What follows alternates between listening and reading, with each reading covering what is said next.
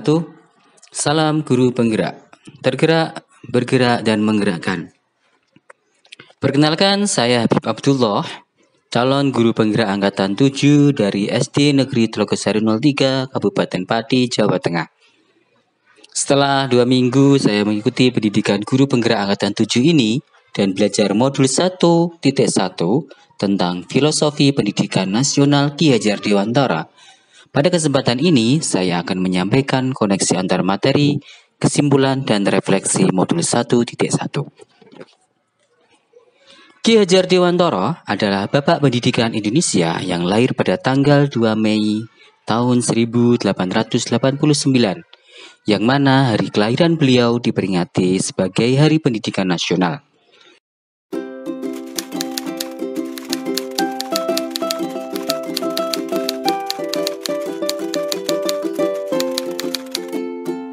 Sebelum mempelajari modul 1.1 mengenai refleksi filosofi pendidikan nasional Ki Hajar Dewantara, sebagai guru saya meyakini beberapa hal, yakni pengajaran sama dengan pendidikan. Guru adalah subjek utama kegiatan pembelajaran. Sebagai guru, saya harus mampu mentransfer ilmu kepada peserta didik saya secara klasikal, seperti ceramah, diskusi, dan tanya jawab. Saya menganggap siswa tidak akan paham kalau materi pelajaran tidak saya jelaskan. Peserta didik dikatakan telah berhasil dalam belajar jika mereka bisa mengerjakan soal sesuai dengan kompetensi dasar yang tertera di kurikulum, serta nilainya melampaui KKM. Kegiatan belajar selalu dilaksanakan di dalam kelas. Memberikan tugas yang seragam tanpa mempertimbangkan keragaman potensi peserta didik. Pemberian sanksi atau hukuman kepada peserta didik dapat mengubah perilaku mereka ke arah yang lebih baik.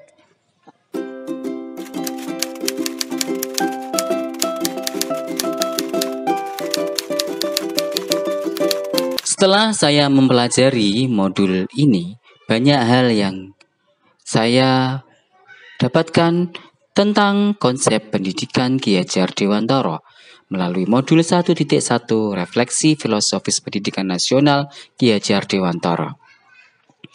Konsep-konsep pendidikan Ki Hajar Dewantara memberi pengaruh yang cukup signifikan terhadap pemikiran saya tentang pendidikan. Pengajaran ternyata tidak sama dengan pendidikan.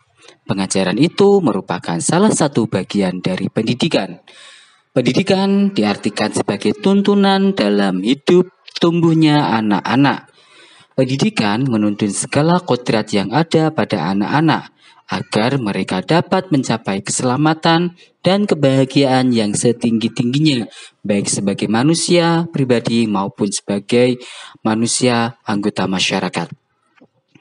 Hidup tumbuhnya anak terletak di luar kecakapan atau kehendak kita sebagai pendidik.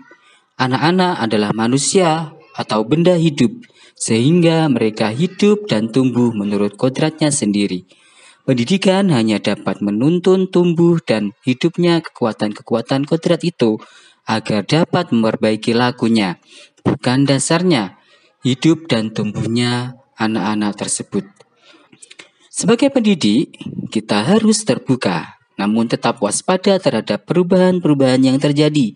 Pada dasarnya, anak bukanlah kertas kosong yang bisa digambar sesuai dengan keinginan orang dewasa, tetapi anak sudah membawa kekuatan atau kodratnya sendiri, yakni kodrat alam dan kodrat zaman.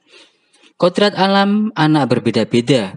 Kodrat alam anak yang tinggal di pegunungan akan berbeda dengan kodrat anak yang tinggal di pesisir pantai atau perkotaan. Mereka akan memiliki potensi, bakat, dan minat yang berbeda. Maka kita harus menyadari bahwa setiap anak itu beragam dan mempunyai keunikan sendiri-sendiri. Sedangkan kodrat zaman berhubungan dengan zaman yang dialami oleh peserta didik pada saat pengajaran atau pendidikan berlangsung. Menurut Ki Hajar Dewantara, setidaknya ada 3 prinsip untuk melakukan perubahan. Dan prinsip ini disebut dengan asas trikon. Di antaranya adalah kontinuitas, konvergensi, dan konsentris. Kontinuitas maksudnya adalah kegiatan belajar yang kita lakukan harus berkelanjutan. kita tidak boleh melupakan budaya dan sejarah dalam melakukan perubahan. Konvergensi maksudnya adalah pendidikan harus memanusiakan manusia dan memperkuat nilai-nilai kemanusiaan. Dan yang terakhir konsentris adalah pendidikan harus menghargai keberagaman dan kemerdekaan pembelajaran. Jadi jelas sekali terlihat bahwa pendidikan itu memerdekakan.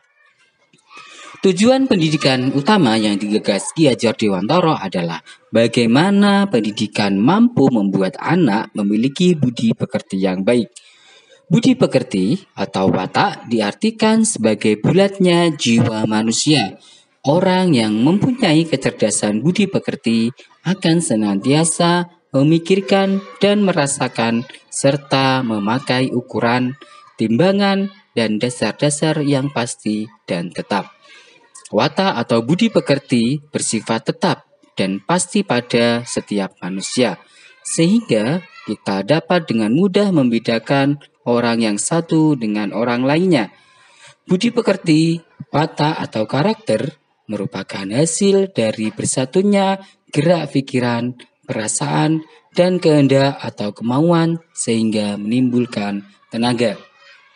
Melalui pendidikan, kita semua berharap bahwa anak-anak peserta didik kita nantinya bisa bertumbuh menjadi manusia yang memiliki adab dan berbudi pekerti yang baik.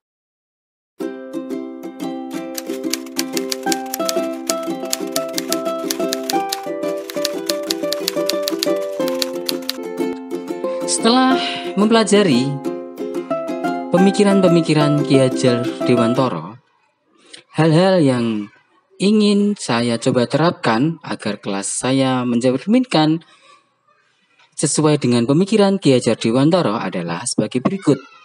Saya akan mengupayakan pembelajaran yang berpusat pada anak, memberikan fasilitas dan kesempatan yang seluas-luasnya agar anak mampu berpartisipasi aktif dalam kegiatan pembelajaran. Sebagai pendidik, saya akan menempatkan diri saya sebagai fasilitator yang menuntun anak agar dapat mencapai tujuan pembelajaran yang diharapkan. Di akhir pembelajaran, saya memberikan penguatan terhadap materi-materi konseptual agar anak tidak mengalami miskonsepsi dan mengasah keterampilan abad 21 mereka.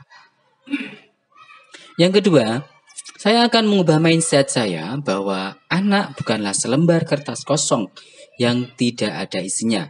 Setiap anak terlahir sudah lengkap dan memiliki potensinya masing-masing, meskipun masih terlihat samar. Saya harus peka, membaca dan mengenali setiap potensi anak yang saya didik, agar pengajaran dan pendidikan yang saya gunakan dapat berhasil dengan menggunakan metode, pendekatan maupun belajar yang betul-betul menggali potensi anak dan mengembangkan keterampilan anak. Selanjutnya, untuk mewujudkan tujuan pendidikan, yaitu anak tidak hanya kompeten dari segi akademis, tapi juga berbudi pekerti yang baik, saya harus juga memberikan teladan yang baik. Jadi, anak tidak hanya melakukan apa yang saya katakan, tetapi harapannya anak mampu meneladani perilaku-perilaku baik yang saya contohkan. Hal ini bisa menjadi tantangan untuk saya. Bagaimana caranya agar saya bisa konsisten memberikan keteladanan yang baik? Sebagaimana semboyan Ki Hajar Dewantara ing ngarsa sung tulodo. Langkah keempat. Di kelas, saya mencoba menciptakan suasana kelas yang menyenangkan. Hal ini sejalan dengan kodrat anak yang senang bermain, memberikan kesempatan pada anak untuk mengatur tata tertib yang menjadi kesepakatan bersama. Dan yang terakhir, untuk tidak cepat berpuas diri, saya akan selalu berusaha mengupgrade kompetisi diri saya dengan keahlian-keahlian guna menunjang kemampuan saya dalam mendidik dan menuntun siswa dalam belajar dengan mengikuti kegiatan-kegiatan pengembangan diri. Demikian refleksi koneksi antar materi yang dapat saya sampaikan, mudah-mudahan bermanfaat. Terima kasih atas perhatiannya. Akhir kata, salam guru penggerak. Wassalamualaikum warahmatullahi wabarakatuh.